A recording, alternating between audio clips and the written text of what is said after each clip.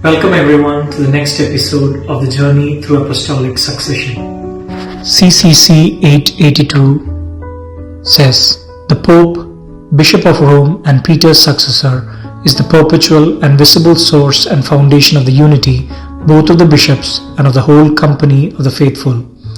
For the Roman Pontiff, by the reason of his office as Vicar of Christ and as pastor of the entire Church, has full, supreme and universal power over the whole Church, a power which he can always exercise unhindered."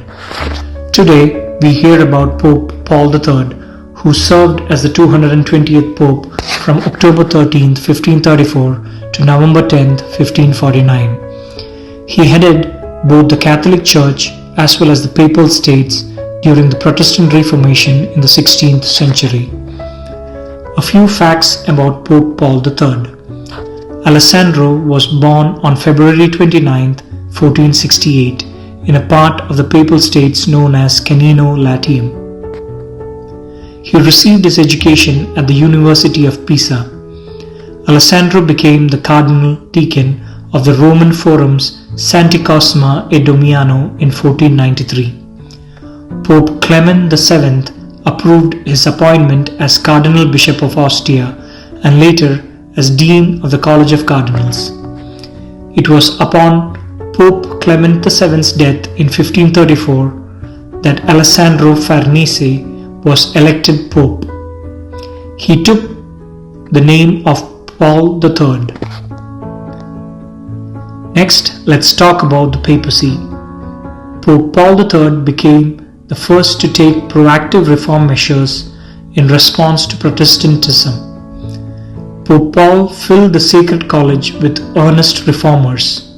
The chief among them were Giovanni Carafa, Pope Paul IV, Marcello Cervini, and Pope Marcellus II. Pope Paul III set up a council to study problems in the Church. Their report, Councilum de Emendenda Ecclesia, formed the basis for the work of the upcoming Council of Trent. It condemned many heresies of Protestant proponents. There were also clarifications of Catholic doctrines and teachings.